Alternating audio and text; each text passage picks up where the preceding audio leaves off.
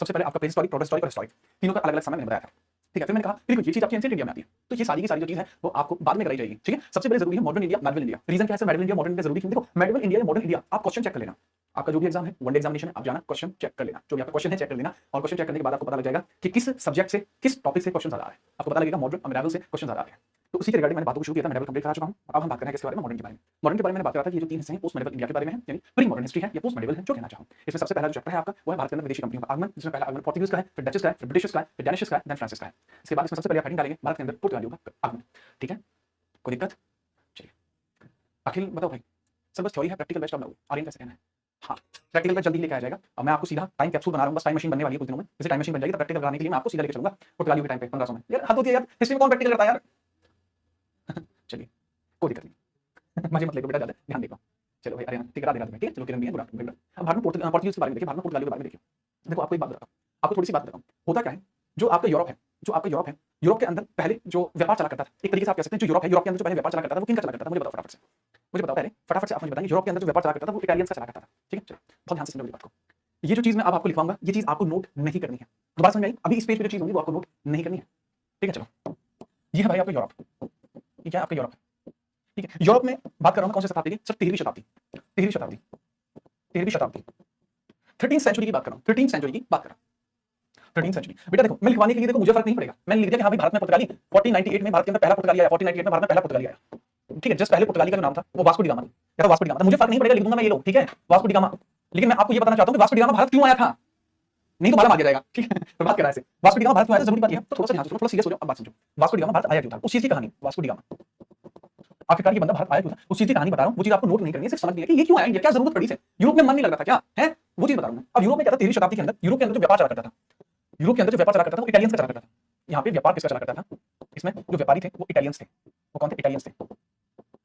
कौन थे? इटालियंस थे।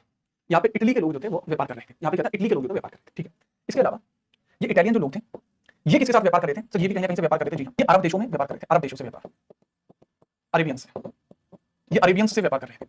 ठीक है, अच्छा भारत जो था, भारत सोने की चिड़िया कहा जाता था। भारत को क्या कहा जाता था इस समय पर भी? भारत सोने की चिड़िया था। भारत क्या था सर? भारत सोने की चिड़िया था। भारत का सोने की चिड़िया, आप सभी जानते हैं इसको गोल्डन बर्ड कहा जाता था। इंडिया को, इंडिया कंसीडर्ड बर्ड। इसको भारत को सोने की चिड़िया क्यों कहा जाता था? क्योंकि सर भारत सबसे ज्यादा साधन संपन्न देश था। जो भारत था वो सर्वाधिक साधन संपन्न देश था, सर्वाधिक साधन संपन्न देश था, साधन संपन्न देश, साधन संपन्न देश था, साधन संपन्न देश था। कोई दिक्कत नहीं सर, कोई दिक्कत नहीं है, अच्छा खासा साधन संपन्न देश था। क्योंकि साधन संपन्न होने का मतलब क्या है सर? बहुत ज्यादा प्रॉस्पेरस था, साधन संपन्न को बोलते हैं प्रॉस्पेरस।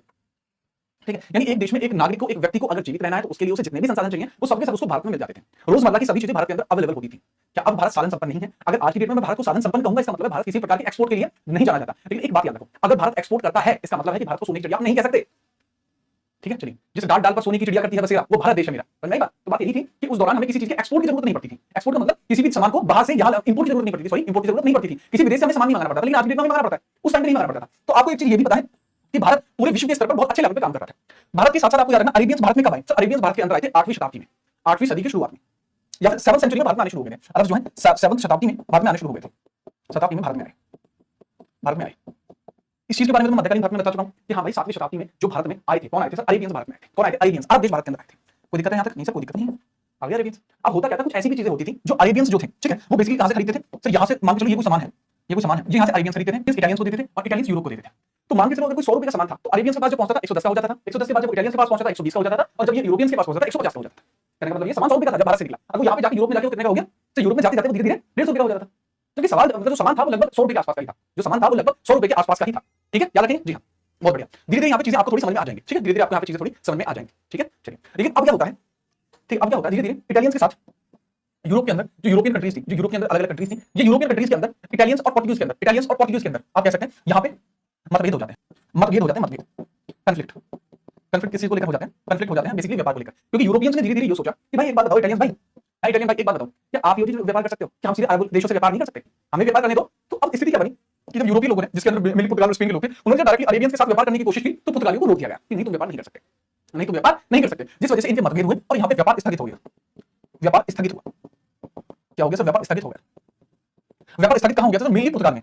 पता ये स्थगित मेनली पुर्तगाल में स्थगित हुआ, पुर्तगाल में स्थगित हुआ। अच्छा ये जो कहानी थी कि हाँ भाई यूरोप में जो इटालियन से, इटालियन के पास सामान अरब देशों से आता है और अरब देशों के पास सामान भारत से आता है, तो सब लोगों के दिमाग में एक बात थी कि यार भारत है जो भी है, जितना भी सामान आ रहा है मेरे आ रहा है भारत से, तो अगर किसी ना किसी तरीके से हम भारत के साथ व्यापार कर पाए तो ऐसा हो सकता है। तो ऐसा हो सकता है कि हमें जो सामान आज की डेट में 200 का मिल रहा है हो सकता है कल में 100 रुपए का मिल जाए, या हो सकता है उससे भी कम का मिल जाए। तो बीच का जो ट्रांसपोर्ट कॉस्ट है और बीच का जो बिचौलिए हैं वो खत्म हो जाएंगे, ठीक है, क्योंकि मेनली पुर्तगाल जो था वहां पे व्यापार स्थगित हो गया था और जिस वजह से यहाँ इन्फ्लेशन आ गई थी और महंगाई बढ़ गई थी और महंगाई बढ़ गई, महंगाई बढ़ गई। इस बढ़ी हुई महंगाई को देखते हुए पुर्तगाल से कई सारे लोग निकले थे, पुर्तगाल से कई सारे लोग निकले थे अलग अलग देशों में, क्या पुर्तगाल से कई सारे लोग निकले थे अलग अलग देशों में, ठीक है, जिसके अंदर एक व्यक्ति जो यूरोप में से निकला था, एक व्यक्ति जो था वो कौन था जी, एक व्यक्ति जो यूरोप में से निकला था उसका नाम क्या था जी, आप बताओ मुझे, जिसने अमेरिका की खोज की भैया, अरे बताओ यार, कोलंबस, ठीक है, इसी टाइम निकला था कोलंबस, इसी टाइम पे कोलंबस निकला था, इस टाइम पे कोलंबस निकला था। कोलंबस किसकी खोज में निकला था, देखो भारत कहीं जाना था, सबको जाना था भारत में, कहां जाना था, सबको ही जाना था भारत में, ठीक है, तो भारत के अंदर जाना था, सारे का सारा मामला क्या था कि भारत के अंदर जाएंगे, 1495 से लेकर 98 के बीच का समय था जब कोलंबस को जाना था भारत, इसको कहां जाना था, भारत जाना था, इसको भी भारत के लिए सी रूट खोजना था, सी रूट, सर इसको सी रूट क्यों खोजना था, अब दिमाग लगाओ बेटे, सी रूट क्यों खोजना था, क्योंकि यूएस से अगर आपको भारत आना है, इटली भी पार करना पड़ेगा, अरब भी पार करना पड़ेगा, तब आप आ पाओगे, तब आप यहाँ पे आ पाओगे, तब आप यहाँ पे आ पाओगे, और नहीं आ पाओगे तो भाई आने का तरीका क्या है, बस पानी का जहाज है, फिर पानी के जहाज से निकलना। तो इस वजह से कोलंबस भी यूरोप से निकला था भारत के लिए, लेकिन जो केप ऑफ गुड होप है, ठीक है, मैं लिख देता हूं, लेकिन जो अफ्रीका कॉन्टिनेंट है, लेकिन अफ्रीका कॉन्टिनेंट में जो आपका अफ्रीका कॉन्टिनेंट है, जो आपका अफ्रीका कॉन्टिनेंट है उसके अंतिम छोर, उसका दक्षिणतम सिरा, उसका दक्षिणतम बिंदु या फिर उसके दक्षिण में उसका दक्षिण बिंदु क्या कहलाता है, केप ऑफ गुड होप, क्या बोलते हैं उसको, Cape of Good Hope, Cape of Good Hope, Cape of Good Hope पर ये टकरा गया, एक तूफान से टकरा गया, जगह का नाम है, एक तूफान से टकराया, एक तूफान से टकराया, और इस तूफान से टकरा जाने के बाद इसका रास्ता बिगड़ गया और ये सीधा कहां पहुंच गया, सर ये कोलंबस जो है ये सीधा पहुंच गया अमेरिका, ये सीधा कहां पहुंच गया भाई, ये सीधा पहुंच गया अमेरिका, और अमेरिका में जाके जब इसने लोगों को देखा तो उनका ये तो गोरे थे, कोलंबस गोरा था, पुर्तगाल के अंदर, ठीक है, यूरोप के अंदर सर्दियां पड़ती थी तो ये गोरा था, ठीक है, सर्दियों में रंग गोरा हो जाता है, नॉर्दर्न आइलैंड के लोग इसलिए गोरे होते हैं, ठीक है, चलिए, अब जब ये इतना ज्यादा गोरा था तो इसने वहां जाके लोग देखे तो हमारे जैसे थे, जैसे मैं आज की डेट में मेरा रंग है या मुझसे थोड़ा गहरा रंग, जैसे गेहूं आप बोलते हैं, ठीक है, जैसे आप गेहूं बोलते हैं, तो वो बेसिकली जब वहां जाके देखता है तो उसने उनको कहा इंडियन, लेकिन उसने एक शब्द जोड़ दिया, रेड इंडियन, ठीक है, जो अमेरिका के लोगों को इसने यहाँ पे जाके उसे लगा कि मैं भारत पहुंच गया, लेकिन वास्तविकता में वो कहां पहुंचा था, अमेरिका, और यहाँ के लोगों को उसने कहा रेड इंडियन, यहाँ के लोगों को इसने कहा रेड इंडियन का, ठीक है, तो इसकी कहानी अलग छोड़ो, इसकी कहानी तो वैसे पढ़नी थी, तो बाकी आती है यूरोप से अमेरिका के लिए सी रूट की जो खोज है वो किसने की थी, कोलंबस ने की थी। अब कोलंबस जो चीज के लिए भेजा गया था वो नहीं पहुंच पाया, ठीक है, इसीलिए अब जो पुर्तगाल है, पुर्तगाल से एक और व्यक्ति भेजा जाएगा, कहां भेजा जाएगा सर, अब भारत की खोज पे भेजा जाएगा, कहां भेजा जाएगा, भारत की खोज पर, भारत के लिए सी रूट की खोज, भारत के लिए सी रूट की खोज, अच्छा पुर्तगाल जो है वो भी यूरोप का हिस्सा है, तो भारत के लिए सी रूट की खोज, सी रूट की खोज के लिए भेजा जाएगा, और जब भारत के लिए सी रूट की खोज के लिए भेजा जाएगा, ये बहुत दिमागदार आदमी था, इसने क्या काम करा था, इसने एक व्यक्ति जो भारत से अरब गया था और अरब से फिर यहाँ पे गया था, ठीक है, अरब से पुर्तगाल गया था, यानी यूरोप गया था और पुर्तगाल गया था, उस व्यक्ति से इसने पहले साझा कर दी थी कि भाई जब मैं आऊं मुझे रास्ता दिखा दियो, तो उसने कहा ठीक है काम बढ़िया भाई तेरा, ओके रिपोर्ट डन है मामला, मुझे रास्ता दिखा दूंगा, तो भारत के लिए सी रूट की खोज करने के निकल जाता है और 1498 में सक्सेसफुल होता है, क्या होता है, सक्सेसफुल होता है, 1498 में सक्सेसफुल होता है। तो बात सारी ये है, आज जब ये निकलता है जो व्यक्ति 1498 में, वो कौन निकलता है सी रूट की खोज के लिए, पुर्तगाल से मिली कौन निकलता है, Vasco da gamma, Vasco da gamma. अब मुझे बात बताओ तुम्हें बात समझ में आई है नहीं, ये नोट नहीं करना है, चलिए ये कहानी, ये कहानी आपसे एग्जाम में नहीं पूछी जाती, मैंने इसलिए बताई ताकि आपके दिमाग में एक बात रहे कि आखिरकार ये भारत क्यों आए और अरेबियन से ये लोग क्यों जलते थे।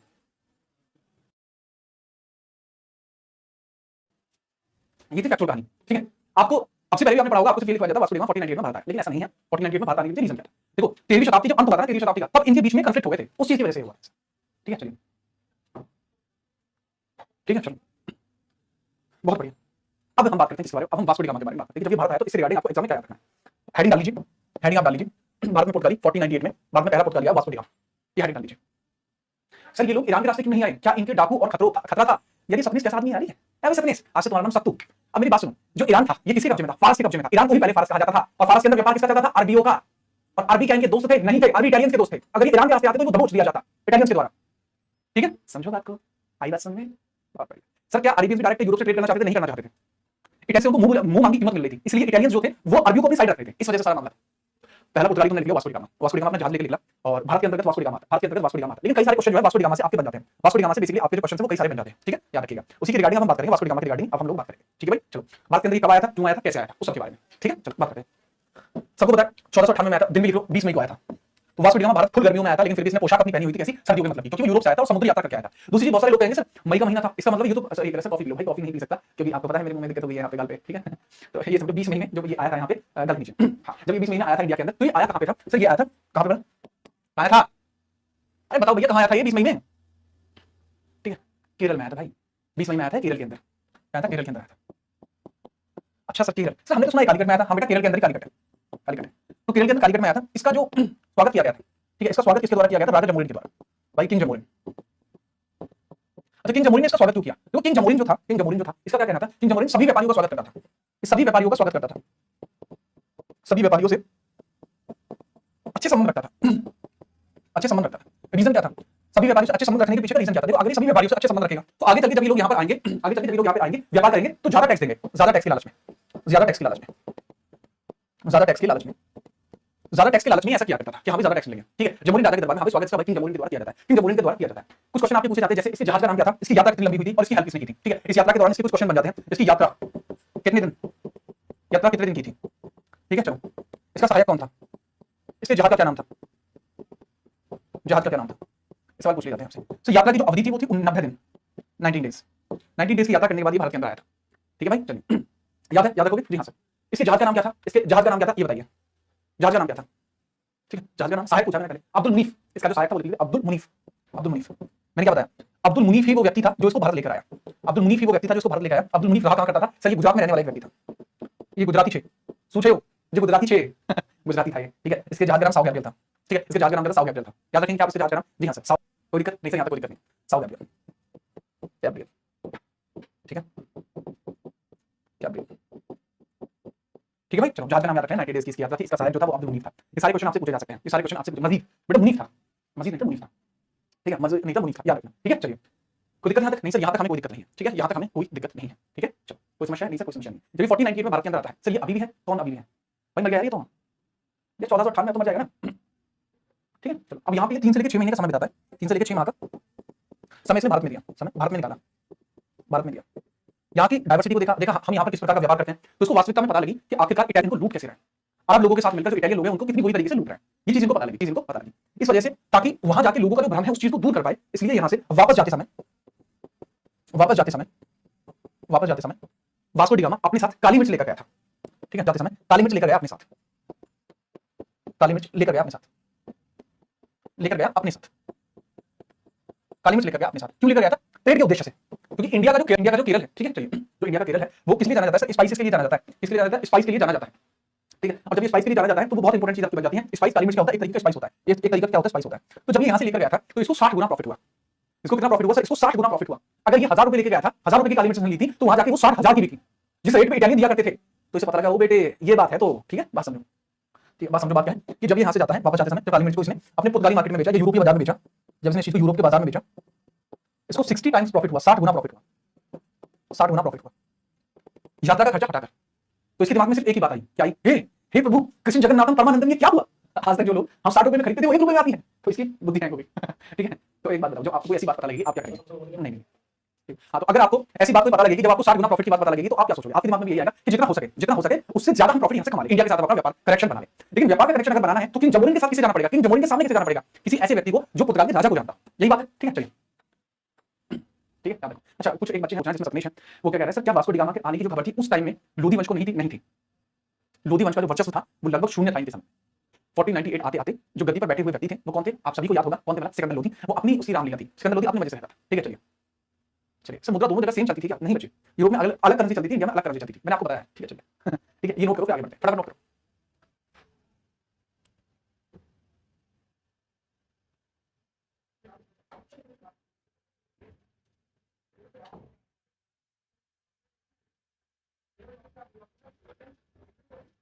क्लियर है जी हाँ सर, मेरा दिल्ली पुलिस का एग्जाम दिया था और आज बहुत दिन बाद क्लास ले रहा हूँ। निखिल कैसे करें, निखिल हो जाएगा, टेंशन मत लो चलिए ठीक है, क्लियर है, हाँ सर ये क्लियर है मामला। तो अब मामला आगे बढ़ाते हैं थोड़ा सा, ठीक है, आगे बढ़ाते हैं। अच्छा, ये पेज है, ये पेज आपको आगे समझ में आएगा कि आखिरकार ये पेज किस बारे में बात करता है। इस पेज को मैं आगे समझाऊंगा ये है क्या आखिरकार, ठीक है। चलो, इस पेज को हम बाद में देखेंगे, अभी के लिए यहाँ पे एक एक्स्ट्रा पेज ऐड करना पड़ेगा, ठीक है। चलो, इस पेज के बाद नेक्स्ट पेज पे चला, मैंने आपको बताया कि आगे बढ़े, वास्को डी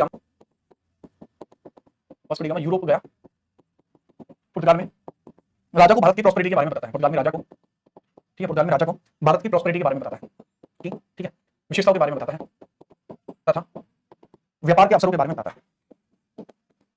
अवसरों के बारे में बताता है, ठीक है। इंग्लिश वाले बच्चे इसको लिख लेंगे, इंग्लिश वाले बच्चे जो है उसको लिख लेंगे, Vasco da gamma told his king about trade opportunity in India, trade opportunity in India, trade opportunity in India, ठीक है, ट्रेड अपॉर्चुनिटी इन इंडिया, इसके बारे में बताना है। अब देखो एक बात है, किंग के सामने अगर तुम ऐसा कोई प्रस्ताव रखोगे, किंग के सामने अगर आपको ऐसा प्रस्ताव रखोगे तो मामले की दिमाग की नहीं तो होगी, किंग का क्या मतलब, ये बात तुम्हें पहले पता होनी चाहिए, चलो कोई बात नहीं, अब जब आप पता लगी तो अब हम इस पर कार्रवाई करेंगे, अब हम इस पर कार्रवाई करेंगे। तो 1500 से लेकर और 1501 के बीच में, 1500 से लेकर 1501 के बीच में जो पुर्तगाल के राजा हैं, ठीक है, वो बेसिकली पेड्रो एल्वारेज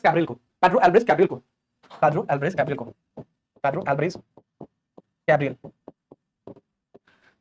ठीक है, नाम सही से पता होना चाहिए, पेड्रो एल्वारेज कैब्रियल, जो कि राजा का मंत्री हुआ करता था, सर ये पुर्तगाल की किंग का क्या, ये पुर्तगाल का मंत्री था एक, ये पुर्तगाली मंत्री था, पुर्तगाली मंत्री था, ये भारत आता है, ये भारत आया, ये भारत आया, ये कहाँ है, ये भारत आया, ठीक है, भारत आया जी सर। अब जैसे ये भारत आ जाता है, ये भी वहीं आता है, कहाँ, एट द रेट जमोरिन के दरबार में, जमोरिन के पास, जमोरिन के पास है सर, कालीकट में, केरल कालीकट में, केरल कालीकट में आता है, क्योंकि यही तो रास्ता देखा था उन्होंने, यही तो रास्ता देखा था। तो जब जमोरिन के पास आता है तो ये जमोरिन से व्यापार का प्रस्ताव रखता है, जमोरिन से व्यापार का प्रस्ताव रखता है, व्यापार का प्रस्ताव रखता है, प्रस्ताव रखता है। लेकिन जब ये जमोरिन से व्यापार का प्रस्ताव रखता है, ठीक है, चलिए अब बहुत सारे बच्चे कहेंगे सर हमने तो सर जी जो पेड्रो एल्वेज कैबिनेट पढ़ रखा है ना, आने की तारीख से हमने तो 1500 पढ़ रखी है। अच्छा लो भैया, बेटा मैंने यहाँ पे जो लिखा है ना 1500 से लेकर 1501, इसके बीच में इसके प्रमुख कार्य हैं, आने का जो स्पेसिफिक समय है, आने का जो स्पेसिफिक समय है वो सितंबर के अंदर है, और सितंबर के अंदर भी 1500 में आए थे, ठीक है, तारीख आपको याद करने की जरूरत नहीं, सितंबर 1500 में आया था, इतना आपके लिए इनफ है, ठीक है। तो जमोरिन से व्यापार का जो प्रस्ताव रखा जाता है, लेकिन यहाँ पे जमोरिन से व्यापार का जो प्रस्ताव है, जमोरिन क्या कहता है कि आपकी शर्तें क्या है, जमोरिन की शर्तें होती हैं कुछ, ठीक है, यहाँ ये कैबिनेट होता है, इसकी भी कुछ शर्तें होती हैं, जमोरिन की शर्तें होती हैं कि आप, ठीक है, आप टैक्स ज्यादा देंगे, आप टैक्स ज्यादा देंगे, ठीक है, आप टैक्स ज्यादा देंगे, और जो व्यापार अरबी लोग कर रहे हैं वो व्यापार आप नहीं करेंगे, ठीक है, और अरबियों के विपरीत व्यापार करना पड़ेगा, अरबी लोगों से अलग व्यापार करना पड़ेगा, अलग व्यापार करना पड़ेगा, व्यापार करना पड़ेगा, खेल खत्म कि भाई जो व्यापार अरबी करेंगे वो व्यापार आप नहीं कर सकते, आपको वो व्यापार करना पड़ेगा जो अरबी नहीं करते, अरब लोग नहीं करते। अच्छा, यहाँ पे कैबिनेट की क्या शर्तें होती हैं, कैबिनेट कहता है कि पहली बात तो ये हम टैक्स ज्यादा दे देंगे, कोई बात नहीं, इस शर्त को मान लिया जाता है, लेकिन ये कहता है कि देखो हम आपके साथ मोनोपोली स्थापित करना चाहते हैं। इसका कहना ये था कि समुद्री व्यापार पर, संपूर्ण समुद्री व्यापार पर, संपूर्ण समुद्री व्यापार पर जितना भी सी का ट्रेड है, संपूर्ण समुद्री व्यापार केवल पुर्तगाली करेगा, केवल पुर्तगाली करेंगे, केवल पुर्तगाली करेंगे। दूसरी चीज, अरबी व्यापार नहीं करेंगे, जहां जहां हम व्यापार करेंगे वहां अरबी नहीं करेंगे, ठीक है, चलिए, ठीक है, हम अरबी में अरबी लोग व्यापार नहीं करेंगे, अरबी व्यापार नहीं करेंगे, नहीं करेंगे। इसलिए क्लियरली कहा गया था कि अगर हम व्यापार करेंगे तो अरबी व्यापार नहीं करेंगे। सर उस टाइम पर जो राजा थे वो इंग्लिश पढ़ना जानते थे, नहीं ट्रांसलेटर होते थे, उस टाइम के राजा के पास पैसा था, वो एक ट्रांसलेटर अफोर्ड कर सकते थे, ठीक है, चलो तो बात ये है। और पुर्तगाल के अंदर जो है, पुर्तगाल के अंदर पुर्तगाली बोली जाती है, ठीक है, तो जमोरिन की शर्तें हैं और ये इनकी शर्तें। अब आपको लग रहा है क्या ये शर्त किसी तरीके से सेम हो सकती है, नहीं हो सकती, तो इन शर्तों के चलते इन दोनों के बीच में विभेद हो जाता है, पेड्रो एल्वेज कैबिनेट के बीच में और यहाँ पे भाई जमोरिन के बीच में, जमोरिन और पेड्रो के बीच में कंफ्लिक्ट हो जाते हैं, क्या हो जाते हैं, कंफ्लिक्ट हो जाते हैं, ठीक है, लिख देता हूं ये चीज, ठीक है, पहले नोट कर लो, मैं बता देता हूं, जैसे नोट हो जाए मुझे बताना। इन दोनों के मतलब जमोरिन इन शर्तों के कारण, इन शर्तों के कारण जमोरिन तथा, जमोरिन तथा, ठीक है, जमोरिन है और दूसरा व्यक्ति कौन है सर, पेड्रो एल्वेज, यानी पुर्तगाल लिख लो, पुर्तगाल लिख लीजिए, तो पुर्तगालियों में मतभेद हो जाते हैं, मतभेद, कंफ्लिक्ट हो जाते हैं। अब बात समझो, अगर इन दोनों के बीच में कंफ्लिक्ट हुए हैं, क्या इन दोनों के बीच में अगर कंफ्लिक्ट हुए तो उसको कैसे सॉल्व किया जा सकता है, आपके और उनके बीच में अगर कंफ्लिक्ट होता है तो आप कैसे सॉल्व करते हो। देखो आप है या आपके वो है या उनके बीच में कंफ्लिक्ट हो जाता है तो आप क्या करते हो, मुझे बताओ, साफ सीधी बात है, मुझे सिंपली बताओ आपका दिमाग क्या कहता है कि वो कैसे सॉल्व हो सकता है, ठीक है, दो तरीके हैं, या तो सॉल्व मैटर सॉल्व हो जाएगा, नहीं सर बात तो करनी है, सर बात तो करना नहीं बंद कर सकते, उनको तो 7 जन्म का वादा दे चुके अगर ऐसी बात है तो यार 7 जन्म का वादा कर दे चुके हो और बात करने से सॉल्यूशन निकलता है, निकालो बात कर लो, लेकिन सर बात तो नहीं हो सकती। अच्छा, तो फिर आप क्या करोगे, बीच में आती है सहेली, जो दोनों की जगह कॉमन होती है, बाकी सहेली नहीं आती है, एक बच्चे सॉरी बोल के, बट सॉरी बोल के डिसीजन नहीं बन पाएगा, तो बीच में सहेली आती है, ठीक है, सहेली। अब वो सहेली क्या है, वो सहेली बताती है कि हाँ भाई यार ये चाहता है, तुम ये चाहती हो, तो यार तुम दोनों ना बीच मैटर बैठो, सहेली जो है दोनों की बातों को सुनकर निकालती है, लेकिन सहेली वो होनी चाहिए जो दोनों को जानती हो, ठीक है, जो दोनों को जानती हो। तो बात सारी ये है कि इस बात को समझते हुए, पेड्रो जो है एक लेटर भिजवाता है राजा को, और राजा जो है वहां से उस सहेली को भेजता है, यानी वहां से किसको भेजेगा, उस सहेली को, कौन है भाई वो है वास्को डी गामा, क्योंकि वो जमोरिन को जानता है 1-2-3 साल पहले से, तो बात है अब आएगा वास्को डी गामा, इस कारण से 1501 में वास्को डी गामा पुणे भारत आता है, ठीक है, मतभेद के चलते आप लिख सकते हैं जमोरिन और पुर्तगाली मतभेद के कारण, मतभेद के कारण 1501 में वास्को डी गामा पुणे भारत आया, 1501 में वास्को डी गामा पुणे भारत आया, वास्को डी गामा पुणे भारत आया, पुणे भारत आया, ठीक है, चल, लेकिन इस बात से कोई फर्क नहीं पड़ा, सहेली पूरा सिस्टम बिठाती है, सहेली पूरा सिस्टम बिठाती है, लेकिन यहाँ पे जो सहेली है वो मकान है, सहेली एक तरफ की साइड लेती है, सहेली ने सिर्फ अपनी दोस्त की साइड लिया, ठीक है, दोस्त की पुरानी दोस्त है, अब ठीक है, पुरानी दोस्त कौन है, यहाँ पे भाई दोस्त कौन है सर, पुर्तगाल, तो यहाँ पे वास्को डी गामा जो है वो पुर्तगाल की तरफ हो जाता है, सही है, पुर्तगाल को समर्थन देता है, क्योंकि था ये पुर्तगाल का इसलिए था, पुर्तगाल को समर्थन देता है। अब जिस वजह से मामला था, तो जमोरिन जो होता है वो इनके खिलाफ युद्ध की घोषणा कर देता है, वो इनके खिलाफ युद्ध की घोषणा कर देता है, इसके कारण 1501 में ठीक है युद्ध होता है, 1501 में युद्ध होता है, जो किसके मध्य होता है सर, इसके अंदर दो लोग होते हैं, एक तरफ तो होता है सर जमोरिन, अब जमोरिन की हेल्प करने के लिए भी तो है, जमोरिन की हेल्प करने के लिए भी लोग हैं, कौन, अरब, ठीक है, हम करने के लिए अरब हैं, और यहाँ पे सर दूसरी तरफ कौन है सर, पुर्तगाली है। आपको कौन लगता है कौन जीतेगा सर, पुर्तगाली लोग विशेषतः लड़ते ही थे, पुर्तगाली लोगों ने आपसे पहले भी लड़ते हुए आ रहे थे, और पुर्तगाली लोग यहाँ पे इस युद्ध को जीत जाते हैं, won the battle, won the battle, वो इस बैटल को जीत जाते हैं, वॉन द बैटल, वो इस युद्ध को जीत जाते हैं, वो इस युद्ध को जीत जाते हैं, और जितना भी कालीकट का क्षेत्र था, कालीकट बंदरगाह और कालीकट क्षेत्र वो सब पुर्तगालियों का कब्जा हो जाता है, और यहाँ पर कालीकट क्षेत्र और कालीकट क्षेत्र व बंदरगाह पर पुर्तगाली कब्जा हो जाता है, पुर्तगालियों का कब्जा हो जाता है, कब्जा हो जाता है, अक्वायर कर ली भाई लैंड।